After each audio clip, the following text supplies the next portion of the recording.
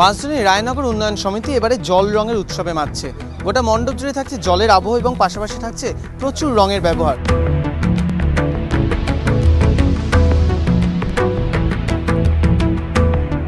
একটু জল নিয়ে চিন্তা ভাবনা করছি, কারণ আমরা জলকে মূলত জলের গতিবিধিটাকে দেখতে পাই না এবং একটু সমস্যায় পড়লেই কখনো প্লাম্বার আর কখনো কর্পোরেশনকে দোষ দিই যে জল ফল ঠিকঠাক হচ্ছে না।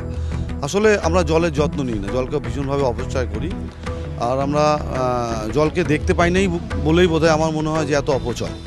তো এই বছর রায়নগর যেটা চেষ্টা করছে যে জলটাকে দেখানোর, জলের গতিবিধি দেখানোর, কারণ জলেরই তো অপর নাম জীবন। আর জল সবসময় নিচের দিকে যায় আর জীবন সবসময় আমাদের ঊর্ধ্বমুখী, তো কখনো তো নিম্নমুখী হওয়া উচিত অন্তত জলের ক্ষেত্রে। তাই এই জল এবং বিভিন্ন রং এটা নিয়েই একটু অন্যরকম একটা প্রচেষ্টা, কিছুটা জাদুকরি বা বিজ্ঞানের সাহায্য নিয়ে একটু অন্যরকম প্রেজেন্টেশন আর কি।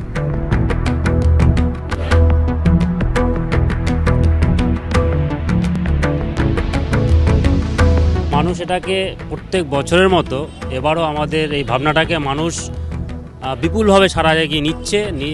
আমরা দেখতে পাচ্ছি আমাদের যখন কাজ হচ্ছে তখন লোক এসে জিজ্ঞেস করছে বিভিন্ন রকমভাবে, এবং যা সাড়া পাচ্ছি এখনই যেটা সাড়া পাচ্ছি, আশা করি পুজোর সময় আরও বিপুল হয় সাড়া পাবো।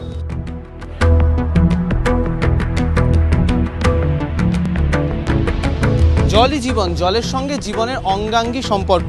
তাই জলের অপচয় মানে এক অর্থে জীবনেরই অপচয়। মণ্ডপ জুড়ে এই বার্তাটা যেমন থাকছে, সেটা থাকছে কিন্তু উৎসবের রঙকে অক্ষুণ্ণ রেখেই। অরিত্রিক ভট্টাচার্য, এবিপি আনন্দ, কলকাতা।